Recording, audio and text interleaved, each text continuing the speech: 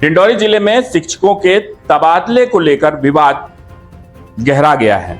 शुक्रवार को कई शिक्षक अपनी शिकायत लेकर जिले के प्रभारी मंत्री प्रतिमा बागरी से मिलने रेस्ट हाउस पहुंचे। आरोप है कि युक्तिकरण के नाम पर नियम तोड़कर मनमाने तरीके से तबादले किए गए हैं। शिक्षक संघ अध्यक्ष सुशील नागेश्वर ने बताया कि तत्कालीन प्रभारी सहायक आयुक्त वैद्यनाथ वासनिक ने 436 शिक्षकों का तबादला कर दिया, जिसमें कई दिव्यांग और सेवानिवृत्त के करीब शिक्षक भी शामिल हैं। शासन नियम के अनुसार कुल तबादले 10% से अधिक नहीं हो सकते हैं, लेकिन यहां 40% तबादले कर दिए गए। महिला शिक्षकों को विशेष रूप से निशाना इसमें बनाया गया है। कई दंपतियों को अलग अलग जगह भेज दिया गया। वहीं परिवीक्षा अवधि में रहने वाले शिक्षकों का भी तबादला कर दिया गया है, जबकि नियम के अनुसार 3 वर्ष तक ऐसा नहीं किया जा सकता है। वहीं 70% दिव्यांग शिक्षक राजेंद्र ध्रुवे ने बताया कि ना कोई शिकायत थी, ना ही वे अतिशेष थे, फिर भी उनका तबादला 70 किलोमीटर दूर कौवा झीर कर दिया गया।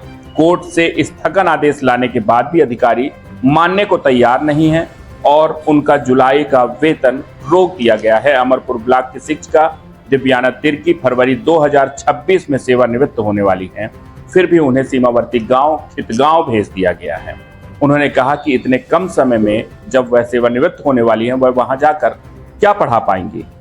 वहीं तबादले के इस मामले में प्रभारी मंत्री ने सभी शिकायतें सुनने के बाद सहायक आयुक्त को निर्देश दिए कि मानवीय दृष्टिकोण से मामलों का निपटारा कर 10 दिन में समाधान करें और यथासंभव तबादले ब्लॉक स्तर पर भी हों, ऐसी व्यवस्था की जाए। आपको सुनाते हैं कि प्रभारी मंत्री ने क्या कुछ कहा है। जिले वासियों की क्या संदेश है मैडम? सर्वप्रथम सभी डिंडौरी जिले वासियों को मैं स्वतंत्रता दिवस की ढेर सारी शुभकामनाएं देती हूँ और यह भी विश्वास करती हूँ कि जिस तरह हमें जिन कठिनाइयों को पार करने के बाद ये स्वतंत्रता मिली है, निश्चित है हमारे अंदर ये भाव रहेंगे कि ये स्वतंत्रता में शहीद होने वाले सभी लोगों को हम याद करें और इस तिरंगे झंडे के मान सम्मान के लिए हम हमेशा तन्मयता के साथ कार्य करते हैं।